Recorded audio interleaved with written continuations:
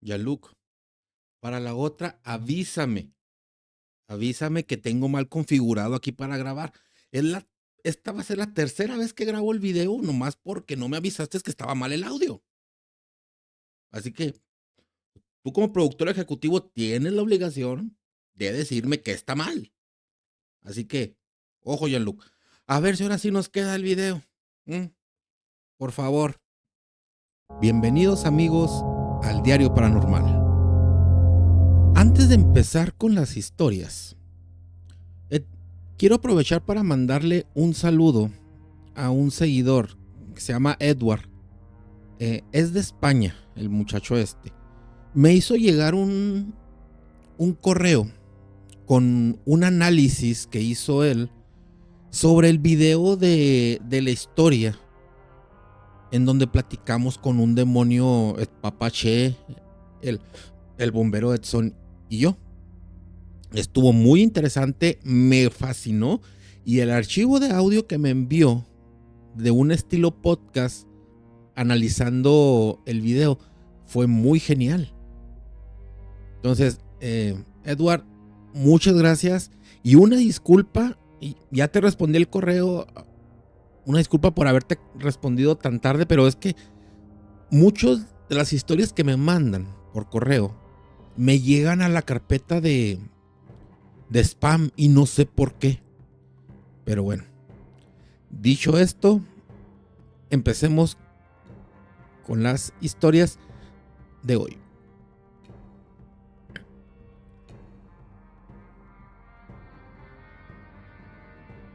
Elena es un miembro de la familia Hernández.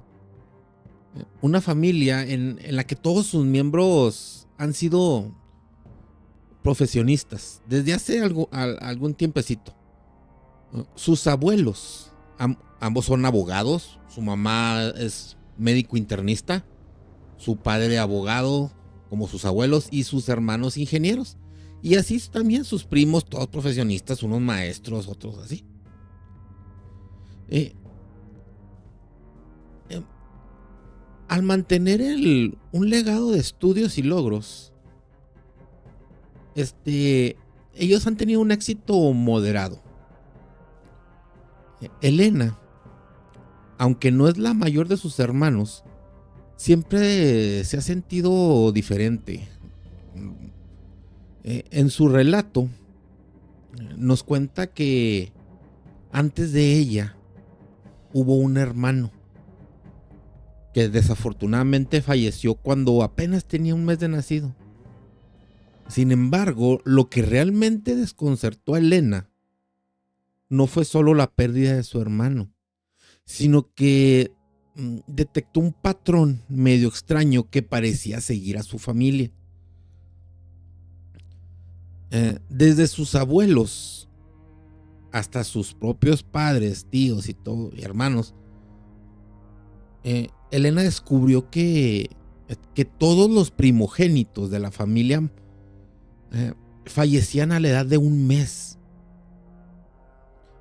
Al principio, pues sí se sacaban de onda, pero con el tiempo ya nadie le prestó mucha atención, ya que la tragedia pues parecía tan repetida que hasta se había vuelto pues parte de la normalidad. Cuando los primeros hijos de sus hermanos fallecieron de la misma forma, la familia, o sea, ni les pudo ni nada, o sea, lo tomaron normal. Porque sabían de que cuando nacía un primer bebé, un primogénito, eh, pues nadie hablaba de ello. O sea, como si el dolor se hubiese convertido pues en un secreto compartido. O sea, ya no hacían, o sea, fiesta, el embarazo, pues X. Elena no podía comprender cómo esta tragedia tan rara pues pudiera repetirse una y otra vez. Así que decidió pues preguntarle a sus papás que si sabían por qué, pero sinceramente ellos no sabían. La respuesta de sus padres eh, vacía de explicaciones la dejó más confundida de lo normal. Así que decidió pues acudir a sus abuelos, o sea que eran prácticamente los cabezas de familia, con la esperanza de obtener pues alguna respuesta más concreta. Una tarde, después de pensarla mucho, Elena se sentó frente a sus abuelos y pues con una voz temblorosa, así de como de pena, pues les preguntó así directamente: ¿no les parece raro que todos los primogénitos de nuestra familia fallezcan a tan corta edad? La reacción de sus abuelos fue inmediata. Ambos se quedaron en silencio. Se les notaba en la cara pues tristeza y con la mirada apuntando hacia abajo. En eso fue que el abuelo, quien tras pues un largo silencio al fin se rompió y dijo: sinceramente me lo he preguntado mucho tiempo, hija, pero creo que si te lo cuento, a lo mejor no me crees.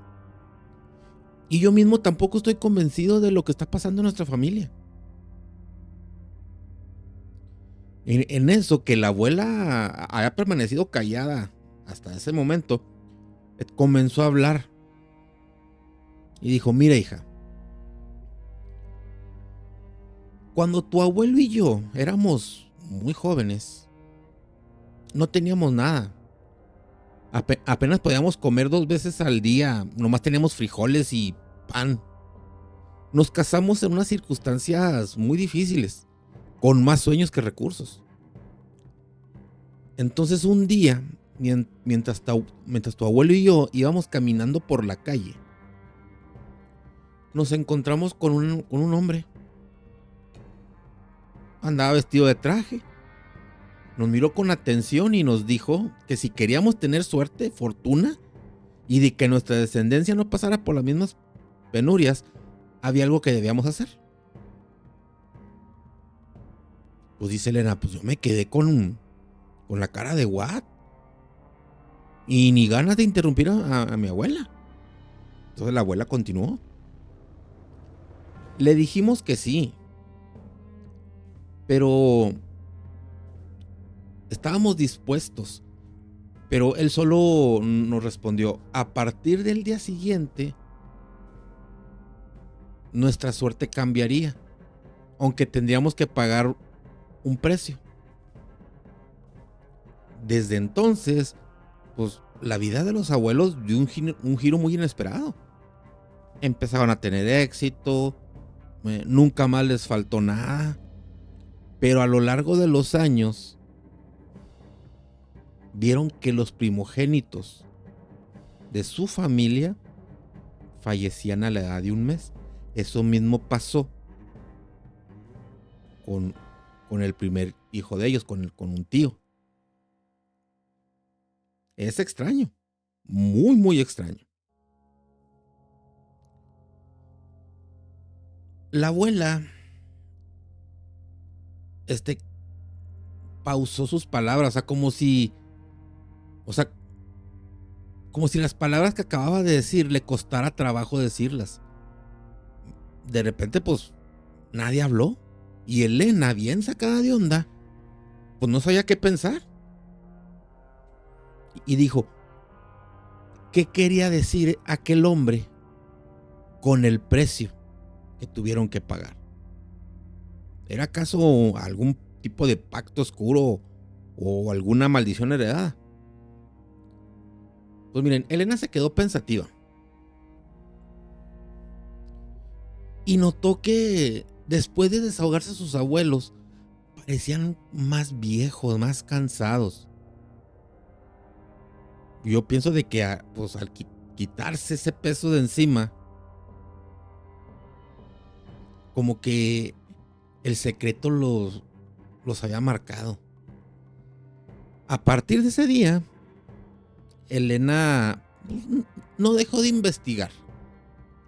Pero cuando más se adentraba en la historia de su familia, más se preguntaba, ¿realmente los abuelos habían hecho un pacto con el destino? ¿O era algo mucho más oscuro de lo que imaginaban? Miren, lo único claro es que de alguna forma ese primer hijo siempre tiene que fallecer. Y nadie en la familia sabía cómo romper el ciclo. Lo peor de todo es que Elena, ella temía que si algún día llegaba a ser mamá, el destino también la alcanzara. Y, y me cuenta que ella tiene mucho miedo. Porque dice, yo estoy muy emocionada con ser mamá por primera vez. Ahora imagínese, me decía, imagínese, don René. O sea que yo ya sé que mi primer hijo al mes de nacido va a fallecer y eso me rompe. Y es muy triste. Porque se supone que nadie debemos de saber cuándo vamos a morir o cuándo va a fallecer un familiar. Más un hijo. Yo tengo un dicho. Un padre nunca tiene que enterrar a un hijo. Pero ojalá y encuentren la forma de quitarse esa maldición o lo que haya sido, porque sí se siente feo. Fíjense, Elena que pues, está joven, apenas se va a casar y ella ya sabe lo que va a pasar con su primer hijo. Pero bueno, pues le deseamos mucha suerte y ojalá que encuentren la manera de quitar esa maldición.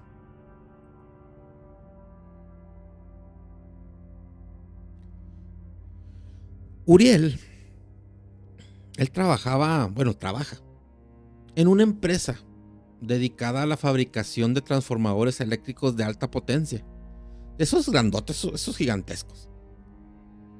Su rutina era como cualquier otro empleado. Entraba a las 7 de la mañana y salía a las 4:30. La mayoría de los compañeros son hombres, ya que por el tipo de trabajo, pues no eran muy comunes las mujeres. Sí había, pero muy pocas. Pero miren, si algo definía la vida de Uriel, era su mala suerte en el amor.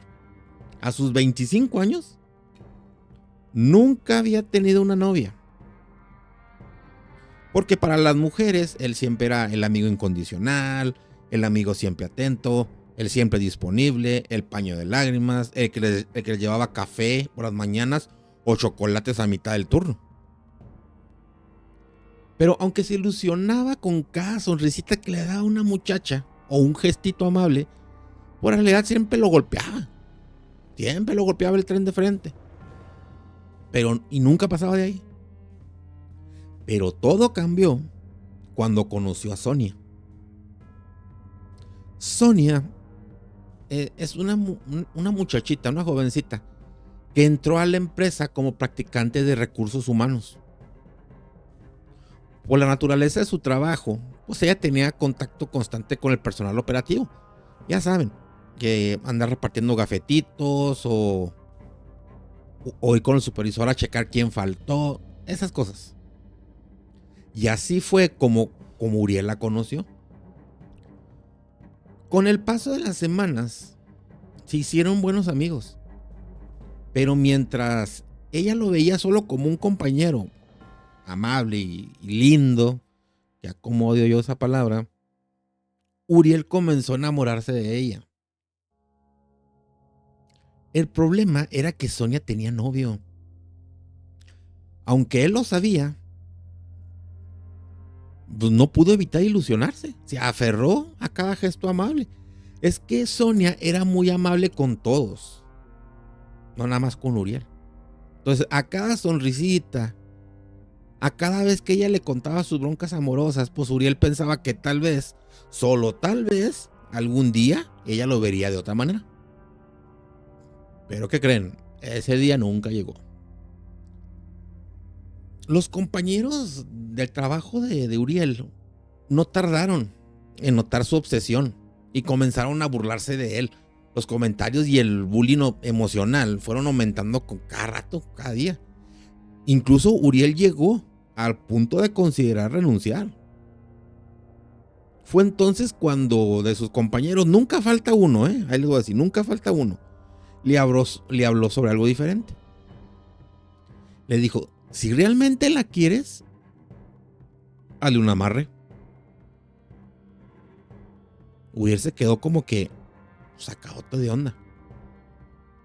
Nunca había considerado algo así, pero la idea no sonaba tan descabellada, Su compañero le explicó cómo funcionaban los amarres y hasta le recomendó una mujer que se dedicaba a la brujería que vivía ahí por su casa. Entonces, ese mismo día, Uriel llamó para concretar una cita. Cuando llegó a la casa de la bruja,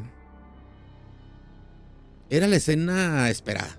Una habitación llena de velas, imágenes extrañas, un fuerte aroma a incienso y a quién sabe qué cosas más. Entonces la mujer lo llevó a leer las cartas, lo básico, ¿va? Y que le dijo, en el amor, así, en el amor estás más salado que un pescado, compadre. Entonces, Uriel solo quería resultados. Le explicó que quería un amarre para Sonia y la bruja accedió, pero no sin antes advertirle. Le dijo, cuando se obliga a alguien a amar sin que exista atracción natural, las consecuencias pueden ser muy feas, compa. Dijo, así que tú sabes. Uriel no escuchó, así como se dice aquí en mi rancho. Las palabras de la bruja le entraron por un oído y le salieron por el otro. Él solo quería estar con Sonia. Entonces, la bruja le pidió algunos objetos personales y realizó el ritual. Pues le pidió lo básico. Una fotografía, alguna prenda de ella, su nombre completo, fecha de nacimiento. Entonces ya cuando le hizo el amarre, le dijo, dale 2 semanas, pero no te desesperes, estas cosas toman su tiempo. Entonces, Uriel dijo, ok, está bien. Uriel pagó y se fue con su alma llena de expectativas. Y miren que le cobró buen billete, buena lana le cobró. A mí me dijo, a mí me dijo cuánto en su relato, pero no lo quise poner porque sí es mucha lana. La primera semana, pues pasó sin cambios. Y lo normalito. Le llevaba su chocolatito, le sonreía, bla, bla. La segunda semana, Sonia comenzó ya a comportarse diferente. Lo buscaba más seguido, reía de sus chistes. Se mostraba un poquito más cariñosa. Pero la tercera semana, no. La tercera semana y media, Sonia dejó a su novio. Entonces, oficialmente Uriel y Sonia ya estaban juntos porque empezaron a salir. Al principio todo parecía como cuento de hadas, un sueño hecho realidad. Pasaban tiempo juntos, sus compañeros lo felicitaron e incluso empezaron a llamarlo el hombre con suerte. Pero, como dice el dicho, todo lo que sube tiene que bajar. A los 5 meses de relación, las cosas comenzaron a volverse extrañas. Resumiendo, se fueron al quiote. Sonia se volvió muy obsesiva. No dejaba de enviarle mensajes a cada rato, lo llamaba sin cesar, incluso durante horas de trabajo. Miren, sus celos llegaron a tal punto enfermizo que Uriel no podía salir a la tienda sin que Sonia le exigiera explicaciones. O sea, ya estaba hasta la madre. Estaba harto. Entonces, se dio cuenta de que ya no la quería. Se dio cuenta de que su amor no era natural, sino el resultado de un capricho convertido en maldición, como suele pasar. Y cometió el peor error, la peor estupidez que puedes hacer cuando se lanza un amarre. Rompió la relación con Sonia. Desde ese día la vida de Uriel se fue directito al caño. Esta Sonia lo llamaba día y noche. sin descanso, no le dejaba nada. Aparecía en su casa, en el trabajo, aparecía en el trabajo porque había terminado sus prácticas. Y su insistencia le empezó a causar problemas laborales. Sus jefes estaban a punto de despedirlo. Ya estando hasta el gorro, se le ocurrió volver con la bruja y le suplicó de mil maneras que deshiciera el amarre. Pero la respuesta, pues, lo dejó como el ataúd del lado de Camus. Le dijo, te lo advertí.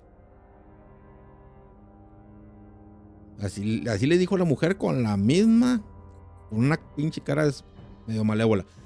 No debiste obligar a alguien a amar cuando no había atracción. Ahora ya no hay vuelta atrás y te friegas y se aplica la ley de Herodes. O si no se la saben, no la puedo decir aquí. Entonces, pues sin más, pues se fue.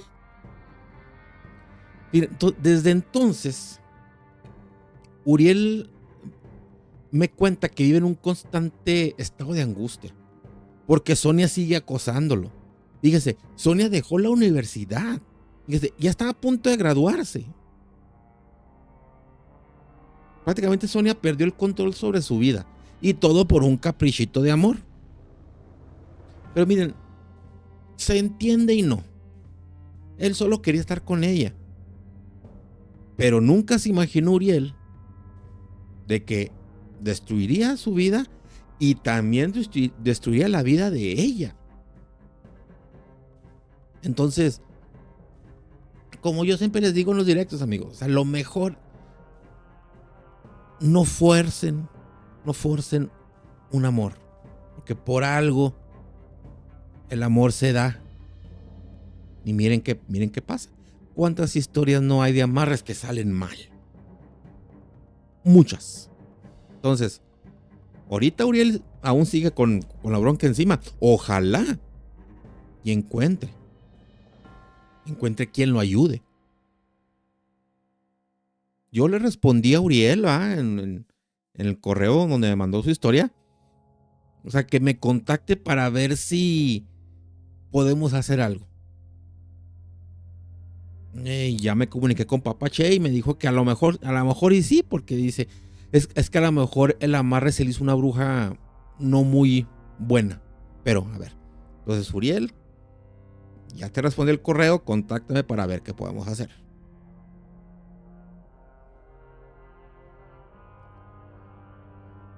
La familia Montenegro nunca fue adinerada. Durante algunas generaciones, pues siempre habían llevado una vida modesta. O sea, no tenían lujos, pero no les faltaba. O sea, eran normalones. Sin embargo, todo cambió con Víctor Montenegro. Era el típico tío excéntrico y solitario que de la noche a la mañana amasó una fortuna que todo el mundo, ¿de dónde la agarró? ¿Se sacó el melate o qué? Desde muy joven, Víctor siempre fue un hombre muy peculiar. Viajaba mucho a lugares remotos y estudiaba temas oscuros, paranormales, psíquicos, que miren, el resto de la familia evitaba mencionar. Se decía que en su juventud había pasado algún tiempecito en unos monasterios ocultos en los Himalayas. También en algunos templos olvidados en África. Y que tuvo la suerte de estar en 2 bibliotecas secretas en Europa del Este. Sus visitas a la casa familiar siempre eran muy esporádicas. Y cuando llegaba siempre estaban cargadas de un airecito como de incomodidad. Esos que estás en la casa de la abuela y llega el tío y sientes medio feo.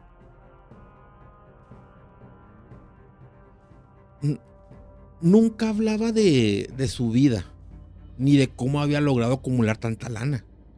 Algunos decían que era un genio de los negocios y que sabía mucho y que la chinga. Otros familiares aseguraban que tenían contactos en el crimen organizado. Que miren, no me sorprendería, ¿eh?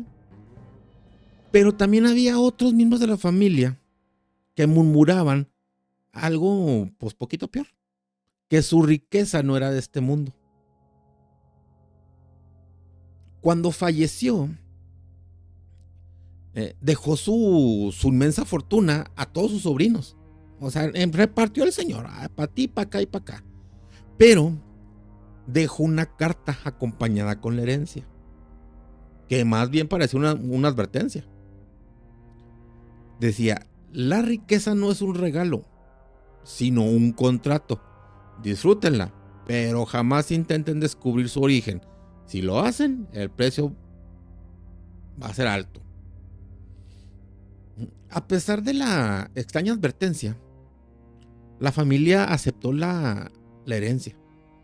La mansión de Víctor era una enorme construcción gótica en las afueras de la ciudad y se convirtió en el nuevo hogar familiar, donde todos se juntaban, todos se reunían.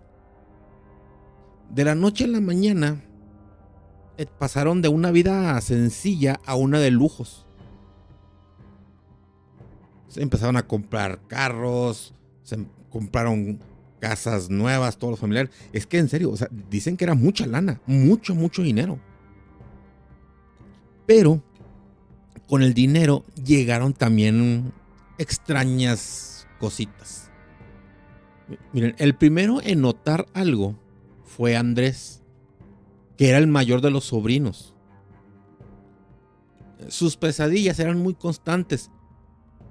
Él dice que soñaba un ser deforme que lo observaba desde las sombras y le susurraba palabras en un idioma que no lograba entender. A los poquitos días, un accidente de auto casi se lo descabecha. Luego su hermana Laura, ella comenzó a escuchar voces en la casa que le llamaban por su nombre. Incluso cuando estaba sola, escuchaba que le hablaban. Algunos familiares, cuando se quedaban a dormir ahí, se despertaban con moretones en brazos y piernas, pero no recordaban cómo se los habían hecho. Y otros decían que sentían una presencia en las habitaciones y una sombra que se escondía justo así fuera del alcance de la vista. Miren, cada miembro de la familia empezó a experimentar eventos pues inexplicables. Sombras que se movían, reflejos en los espejos que no eran los de ellos, objetos que desaparecían y aparecían en lugares que decías tú, no manches, ¿cómo puedo llegar ahí? Incluso una sensación de ser observados a toda hora. Pero lo más inquietante fue el comportamiento de los niños, de los más pequeñitos, que empezaron a dibujar figuras extrañas y hablaban con alguien a quien le llamaban el Señor de la Fortuna. A medida que las semanas pasaban, la paranoia creció entre todos los Montenegro. Algunos trataron de investigar el origen del dinero de Víctor. Empezaron a revisar documentos viejos, a revisar transacciones y diarios ocultos que tenía por la mansión, porque el señor tenía libros escondidos. Lo que encontraron lo dejó con la boca abierta. Víctor Montenegro había hecho un pacto con una entidad muy antigua. Decían que era un ser cuyo nombre estaba escrito en un alfabeto olvidado y estaba en libros encuadernados, pero en cuero humano. En uno de sus diarios, que encontraron en un apartamento secreto ahí por uno de los cuartos, Víctor describió cómo había conocido a esta entidad en una cueva en Asia, donde se le ofreció un trato, riquezas muy grandes, a cambio de su vida y de las vidas de aquellos que disfrutaran de su fortuna después de él.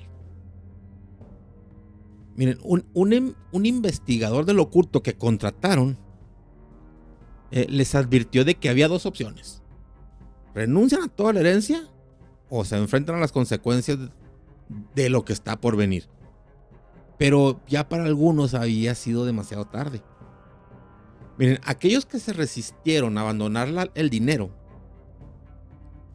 comenzaron a desaparecer en circunstancias un poquito inexplicables.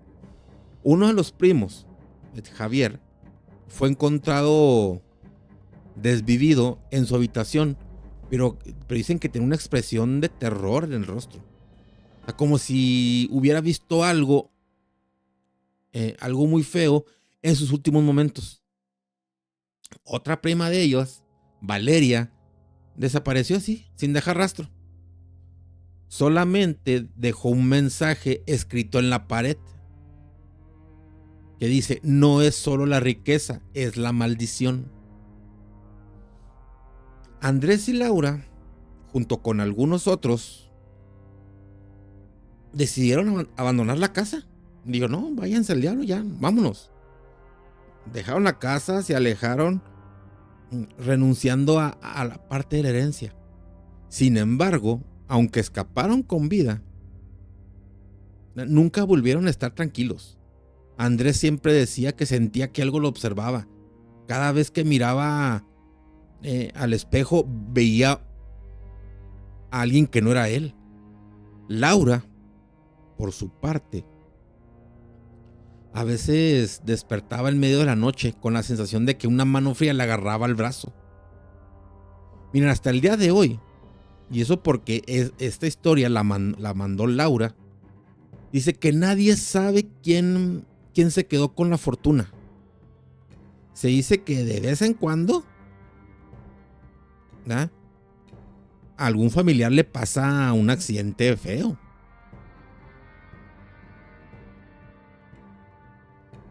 Pero aquí se queda pensando Laura y dice, bueno, entonces la fortuna del tío Víctor no fue un regalo. Más bien fue una sentencia. Miren, ahorita Laura y Andrés, o sea, continúan con esas cosas, los pobres. Yo les contesté, ellos me dijeron de dónde son y los canalicé con alguien, con un conocido mío y de Papache que es muy bueno en esos casos tan especiales, y ojalá y les puedan ayudar. Así que Andrés y Laura, no se me rajen, compadres, ánimo y esperemos que ya dejen de padecer de esos terrores nocturnos, como quien dice. Porque sí se siente feo, sí se siente feo estar viviendo así siempre. Pero bueno. Pues bueno, amigos, llegamos al final de este collage de historias. Es el collage de historias número 2. Que se va a abrir una playlist donde se van a colocar todos los collages de historias, así como existe la playlist de historias con Papache. Entonces, espero que les haya gustado. Si les gustó, amigo, déjame tu me gusta, apóyame con tu me gusta. Pero, ¿sabes qué me interesa saber? Y déjame en los comentarios si tú has tenido alguna vivencia de este tipo, como de las 3 historias, o si conoces a alguien que haya vivido o haya hecho algo de este tipo de las historias. Pero bueno, amigos, se despide de ustedes su amigo René del Diario Paranormal. Buenas noches, buenos días, buenas tardes, dependiendo de a qué horas vean este video. Y que el gran espíritu y los espíritus de poder, los dioses salvajes, me los cuiden hoy y siempre. Les mando una gran bendición y hasta luego, amigos. Hasta la próxima. Chau, chau.